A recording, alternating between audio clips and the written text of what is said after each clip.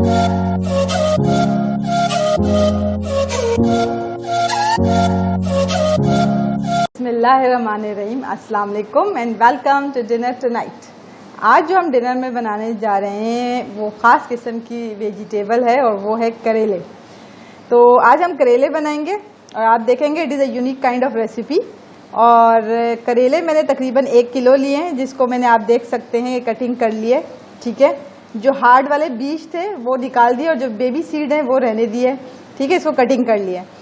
इसके अलावा अब हम इसके अंदर नमक लगाएंगे, जो कि मैंने 1 टेबल स्पून लिया था। हल्दी 1 टीस्पून लिया था। नमक और हल्दी लगा के हम फॉर अबाउट 1.5 आवर रख देंगे। रीज़न ये है कि ताकि इसका कड़वापन अच्छी तरीके से निकल जाए और आप देखेंगे कि ये पानी रिलीज़ करेगा नमक और हल्दी के साथ, तो इसकी अच्छी कड़वाहट भी निकल जाएगी। सही है, तो 1.5 आवर बाद फिर हम इसको अच्छे तरीके से वॉश करने का प्रोसीजर भी आपको बताएंगे कि इसकी कड़वाहट कैसे निकलती है। तो इसको तकरीबन 1.5 आवर के लिए रखते हैं और आप देखेंगे कि पानी रिलीज़ करेगा। चलें जी, ये देखें आप करेले आप देख सकते हैं काफ़ी इसमें से पानी जी काफ़ी निकल चुका है। अब मैं इसको करेलों को मैं वॉश करने लगी हूँ। ठीक है, ये 1-1.5 घंटा इसको आपने रखना है। अब मैं करेलों को अच्छी तरह से धो रही हूँ। ठीक है, आप देख सकते हैं करेलों को अच्छी तरीके से धोना है।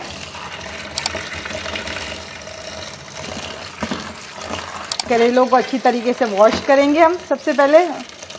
अच्छा जी, ये देखें करेले हमारी अच्छी तरीके से धुल चुके हैं। अब आप इन्हें यूं दबा दबा के अच्छे तरीके से इसमें से पानी स्क्वीज़ कर लेंगे, अच्छी तरीके से निचोड़ लेंगे। ये देखें, पहले अच्छी तरीके से धोना है, फिर स्क्वीज़ करना है। इस तरह करेलों की कड़वाहट ख़त्म हो जाएगी। चलें जी, ये देखें जी, मैंने तकरीबन 2 कप ऑयल लिया है और ये जो हमने पानी स्क्वीज़ किया था इसमें से पानी करेलों में से निकाला था। इस करेलों को अब इनमें फ्राई करेंगे। ठीक है जी, करेलों को हम फ्राई करेंगे ऑयल के अंदर।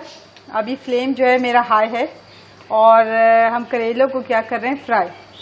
ये देखें, अभी मैंने थोड़ा सा डाला है ताकि टेम्परेचर थोड़ा सा इसको और मिल जाए, क्योंकि टेम्परेचर एकदम डाउन हो गया है ऑयल का। अब मैं ऐड कर रही हूँ फर्दर। देख रहे हैं आप, मैं थोड़ा रुक गई थी कि टेम्परेचर ऑयल का डाउन हो गया था। अच्छा जी, अब आप जब करेले डाल रहे हो तो फर्दर भी आप इसको स्क्वीज़ कर करके डालें ताकि पानी जो भी इसमें है मॉइस्चर है वो ख़त्म हो जाए। तो इस पॉइंट पे भी मैं करेलों को क्या कर रही हूँ, इस पॉइंट पे भी निचोड़ रही हूँ। देखें, फिर भी इसमें इतना पानी रह गया जबकि मैंने काफ़ी स्क्वीज़ किया है और इसके अंदर मैं शामिल करती जा रही हूँ ताकि इसको अच्छा सा फ्राई कर लें, ताकि इसमें जो कड़वाहट है वो निकल जाएगी इंशाल्लाह ताला। आप जी दुआएं देंगे कि जी बिल्कुल करेला जो है ना वो कड़वाहट फ्री हो गया, ज़बरदस्त सा। ये देखें जी, जबकि मैंने इसको अच्छा सा धो के अच्छा सा स्क्वीज़ किया था, फिर भी इसमें जो रह गया है मॉइस्चर उसको आप इसी तरह दबा दबा के निकालेंगे। करेलों को फ्राई कर रहे हैं। ये देखें जी, फ्लेम इस वक्त हाई है क्योंकि टेम्परेचर एकदम डाउन हो जाता है। ठीक है जी, फ्लेम अभी जो है बिल्कुल हाई फ्लेम है। इसी तरह मैं करेलों को स्क्वीज़ कर रही हूँ ताकि इसमें जो फर्दर मॉइस्चर है वो निकल जाए और ये अच्छे से कुक हो जाए। ये देखें जी, करेले हमारे हो रहे हैं फ्राई। चलें जी, ये देख रहे हैं आप, ये हमारे करेले अच्छे से फ्राई हो चुके हैं। इनमें से मॉइस्चर काफ़ी हद तक इसमें ख़त्म हो चुका है। तो हम निकालेंगे अभी, बस इसको 1-8 मिनट और हाई फ्लेम पे मैं इसको कुक करूँगी। अच्छा ध्यान रखिएगा, ये ना हो कि आप छोड़ के इसको घूम रहे हो, इसको कंटिन्यूस चलाना है और कंटिन्यूस हाई फ्लेम पे मैं इसको कुक कर रही हूँ। अभी हाफ डन तो यहीं पे हो जाएगा, बल्कि 95% तो यहीं पे ये पक चुका है। ठीक है, ये देखें, मैं इसको फर्दर 1-8 मिनट और कुक कर रही हूँ ऑन हाई फ्लेम और फिर मैं करेलों को निकालती हूँ। और ऑयल जो बहुत ज़्यादा है इसको कम करेंगे, तकरीबन मैं 1/2 कप ऑयल रहने दूंगी इसके अंदर ताकि इस पर फिर हम अनियन फ्राई करेंगे। चलें करेलों को निकालते हैं। चलें जी, ये देखिए हमारे करेले ज़बरदस्त से फ्राई हो चुके हैं और ज़्यादा आप चाहें तो थोड़ा सा और आप इसको गोल्डन ब्राउन कर लें, लेकिन इट इज़ एनफ।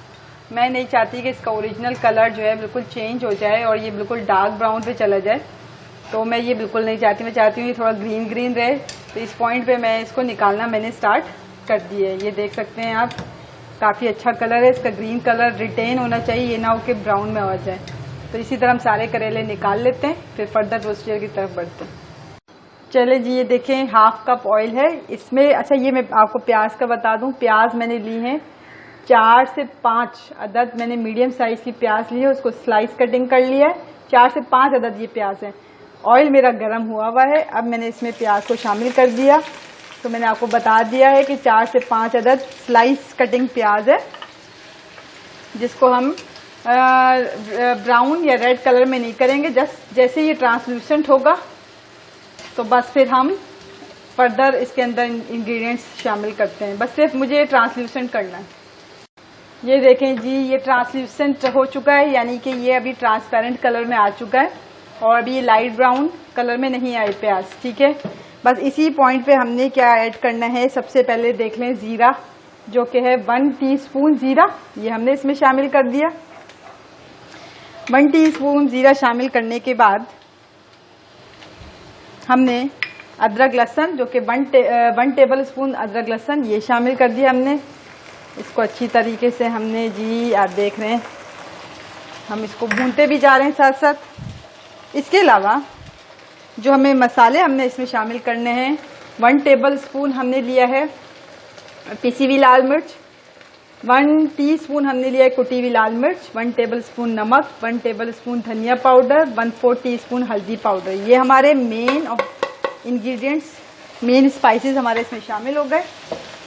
अच्छा जी, इसमें कोई पानी, किसी किस्म का पानी नहीं जाएगा। इसके अलावा 5 से 6 अदद हरी मिर्च लेना चाहें तो आप हरी मिर्च ले लें। ये मैंने लाल हरी मिर्च ली है, ये मैंने इसमें शामिल कर दी। चूल्हा करते हैं स्लो। ये हो गया स्लो। अच्छा जी, इसको थोड़ा सा भून लेते हैं हम। इसके अलावा हमने 1 टीस्पून हमने लिया है कलौंजी और 1 टीस्पून भर के हमने लिया है सौंफ, ये भी इसके अंदर शामिल करेंगे। बहुत ज़बरदस्त से यूनिक करेले आपकी खिदमत में मैंने पेश किया है, ज़रूर इसको ट्राई करें। इसके अलावा ये देख सकते हैं आधा पाव दही है ये। ठीक है, आधा पाव दही मैं इसमें शामिल कर रही हूँ और इस वक्त फ्लेम बहुत ही लो है ताकि ये अच्छा सा मिक्स हो जाए। फिर मैं फ्लेम को करूँगी हाई। ये देखें, ये मसाला हमारा भून रहा है ऑन लो फ्लेम। तो ये ज़बरदस्त से करेले, इसमें टमाटर ऐड नहीं करेंगे। इसमें हमने जो है दही शामिल किया आधा पाव, वही इन करेलों को फर्दर टेंडर करेगा और अच्छी सी ग्रेवी भी आपको मिल जाएगी। ये देखें जी, ये अभी हमने दही शामिल किया, इसको हम थोड़ा सा भून रहे हैं। ठीक है, ये देखें जी, गरम मसाला और लास्ट में हम लीमू, आधा लीमू इसमें स्क्वीज कर देंगे। तो ये देखें, अब मैंने फ्लेम कर दिया है तेज, क्योंकि कोई भी वाइट चीज़ या दही आपने डाला था तो आपका फ्लेम होना चाहिए लो, क्योंकि दही फट भी सकती है। अब ये करेले जो हमने फ्राई किए थे ये हमने इसमें शामिल कर दिया। ये देखें जी, अब ये देखें जी, इसको हमने तकरीबन 1 मिनट के करीब हम इसको भून लेते हैं। भूनने से मेरी मुराद ये है कि करेलों में अच्छी तरीके से हम स्पाइसेस को इक्वली इसके अंदर डिस्ट्रीब्यूट करा दिया हमने।